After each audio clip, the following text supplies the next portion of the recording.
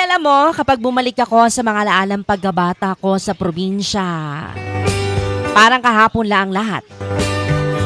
Yung simpleng buhay, yung bang mga bagay dati, Madi, na hindi mo pinapansin pero ngayon, namimiss mo na.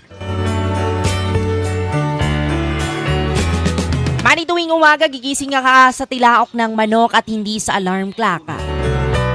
Tapos paglabas pa ng bahay mo ay mararamdaman mo agad ang labig ng simoy ng hangin at amoy na amoy mo ang halimuyak ng mga bulaklak at damo na basa dahil sa hamog. Yung tipong hindi mo na kailangan magmadali.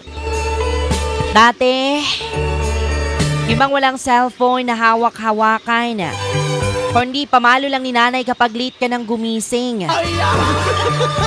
Tapos, didiretso ka na lang sa taniman o kaya sa bukid. Yung tipong mag-harvest ka na lang ng prutas o gulay, mga kaibigan. Laging may mga alagang kambing o mga hayop at iba't ibang hayop pa yan. Kaya bago pa man makakain sa agahan ay kailangan mo munang unahin na pakainin ang mga alagang hayop na manok at baboy. Mga Madi, ang saya ng laro namin noon. Simple lang pero sobrang saya.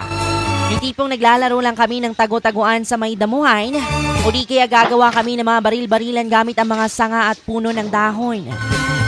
Di na kailangan ng gadgets noon, mga kaibigan, kasi sapat na ang kalikasan para mag-enjoy ka.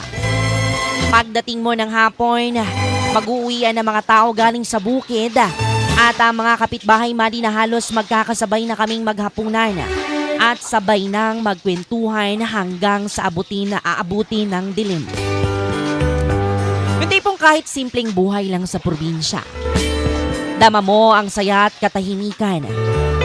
Ngayon, habang abala tayo sa mga bilis na buhay sa syudad, minsan, gusto ko na lang bumalik sa panahong niyon.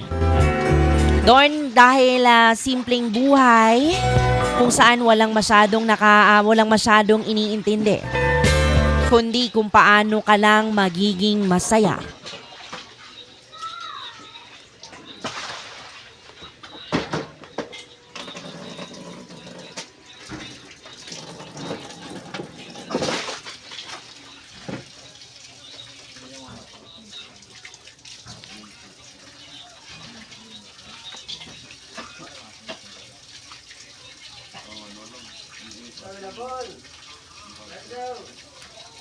Go!